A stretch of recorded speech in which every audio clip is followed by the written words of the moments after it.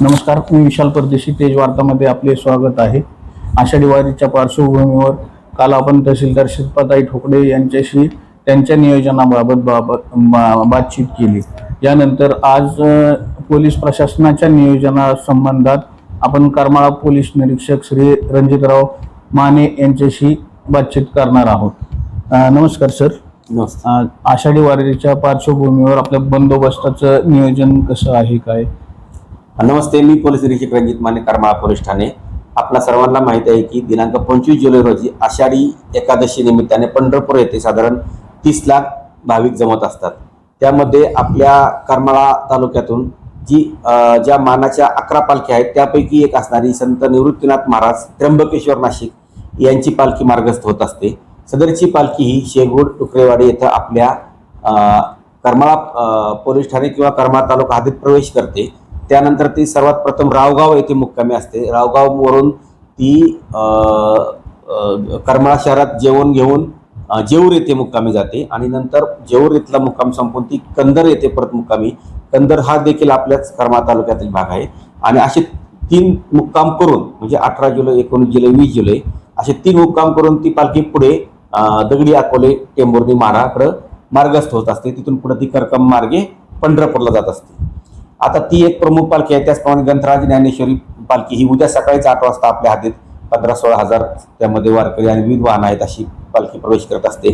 त्याचप्रमाणे बीड जिल्ह्यातून गहिनीनाथ महाराजांची जी पालखी आहे ते परांडा मार्गे मिरगावान या गावातून वरकुटे मार्गे कुर्डुवाडी, माढा आणि पुन्हा परत करकम मार्गे पंढरपूर येथे पोहोचत असते.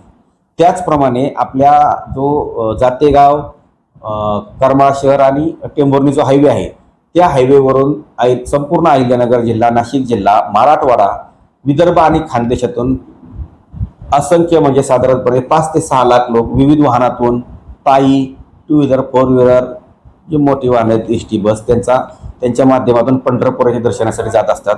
अशा वेळी फार मोठ्या प्रमाणात वाहतुकीचा ताण आपल्या संपूर्ण रोडवरती येत असतो. याचं नियोजन म्हणून आम्ही ठिकठिकाणी बॅरिकेडिंग केलेलं आहे. त्याचप्रमाणे विविध सायनेज बोर्ड वापरलेले आहेत वळणाचे वगैरे.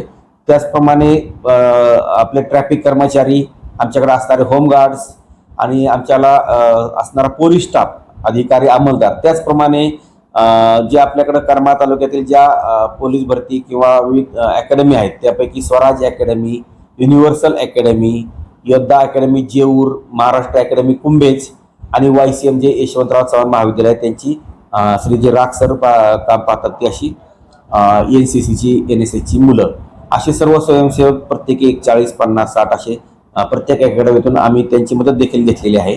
आणि जे भाविक दिंडीत जात असतात त्यांचा कोणताही अपघात घडणार नाही याची विशेष करून काळजी घेऊन अपघाताबद्दलची सायनेज बोर्ड आता आज उद्या लागत आहेत. हे सर्व करून आम्ही स्वतः दिवस रात्र थांबून हा बंदोबस्त व्यवस्थितरित्या पार पडेल आणि वारकऱ्यांना कोणतीही अडचण न येता त्यांचं आपल्या करमाळा तालुक्यातून पुढे माढा, पंढरपूर असं मार्गक्रमण होईल अशी आपण काळजी घेत आहोत. सर, दिंड्या पालख्याच्या पार्श्वभूमीवर करमाळा शहरातून बऱ्याचशा लोकांच्या इथं गल्लीगोळातून बऱ्याचशा दिंड्या असतात आणि या पार्श्वभूमीवर करमाळा शहरातील मेन रोडचं जे नियोजन आहे ट्रॅफिकचं त्या संदर्भात तिथे वाहने वगैरे प्रवेश करू नयेत अशा हिशोबाने मागणी होत आहे नागरिकांची. त्या दृष्टीने आपण काय उपाययोजना करणार? करमाळा शहरातून म्हणजे साधारण अहिल्यानगर भागातून जे वारकरी येत असतात ते जे पायी वारकरी असतात ते आपल्या कोथरे नाक्यावरून किंवा सावंत गल्ली येथून प्रवेश करून सरळ मेन रोडनं सुभाष चौक मार्गे पुढे मावळी रोड मार्गे हायवेला मिळत असतात. अशा वेळी त्या ठिकाणी इतर 2 व्हीलर्स किंवा मोठ्या 4 व्हीलर्स गेल्यास वाहतुकीची कोंडी निर्माण होऊ शकते. म्हणून आम्ही सदर रोडवर जे एंट्री पॉईंट, एक्झिट पॉईंटवरती पोलीस बंदोबस्त लावलेला आहे. त्याचप्रमाणे जे मध्ये चौक लागतात त्या चौकावर देखील पोलीस आणि आमचे होमगार्ड्स यांना नेमून सदर वारकऱ्यांना कोणताही त्रास होणार नाही याची काळजी घेत आहोत. सर, गर्दीचा फायदा घेऊन चोरी, चेन स्नॅचिंग वगैरेची शक्यता त्या अनुसरून शहरात आणि एसटी स्टँडवर काय नियोजन होणार आहे? सदर ठिकाणी आम्ही आमचा DB स्टाफ, आम्ही स्वतः अधिकारी, अंमलदार तरी आमचं सर्वांचं लक्ष आहेच. त्याचप्रमाणे CCTV देखील लावण्यात आलेले आहेत. CCTVची गर्दी नजर आणि आमचं जे आपलं म्हणतो आपण जे गोपनीय इंटेलिजन्स आहे ते त्याच्या आधारे आपण वारकऱ्यांची कोणती चोरी होऊ नये याची आपण काळजी घेत आहोत. या सर्व त्याचप्रमाणे ज्यावेळेस पालखी रावगाव मुक्कामी, जेऊर मुक्कामी, कंदर मुक्कामी असते तिथे देखील रात्रीच्या वेळेला देखील पोलीस स्टाफ लावलेला आहे. परंतु वारकऱ्यांना तुमच्याच माध्यमातून आवाहन करतो की त्यांनी दुसरीकडे कुठेही मुक्कामाच्या ठिकाणी अचानक दुसऱ्या गावात न जाता आपल्या एकाच मुक्कामाच्या ठिकाणी राहिल्यास आपल्याला बंदोबस्त करणं सोपं जातं. आता बहुतांशी जे मनुष्यबळ आहे ते पंढरपूरला वारीसाठी गेलेलं असतं. अशा वेळेस आपल्याकडे थोडेसे कमी अंमलदार असतात. आता त्या कमी अंमलदारांसहित आपण पूर्ण ताकदीनिशी बंदोबस्त करणार आहोत. म्हणून जर वारकरी एक गट मुक्कामी एका ठिकाणी थांबले रावगाव, जेऊर आणि कंधारला, तर तो त्यांच्यावरती लक्ष ठेवणं किंवा त्यांची सुरक्षितता करणं खूप सोपं जाईल आपल्याला.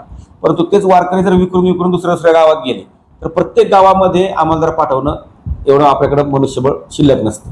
म्हणून सर्वांना आव्हान आहे की त्यांनी मुक्कामी एकाच ठिकाणी एकाच स्थळावरती राहिलं तर त्यांची कोणत्याही प्रकारची चोरी, त्यांना कोणताही त्रास होणार नाही. याच सोहळ्याच्या पार्श्वभूमीवर सर शहरातील तसेच विविध भागात जिथे दिंड्यांचा मुक्काम वगैरे आहे त्या ठिकाणच्या ग्रामस्थांना आपण काय संदेश देतात?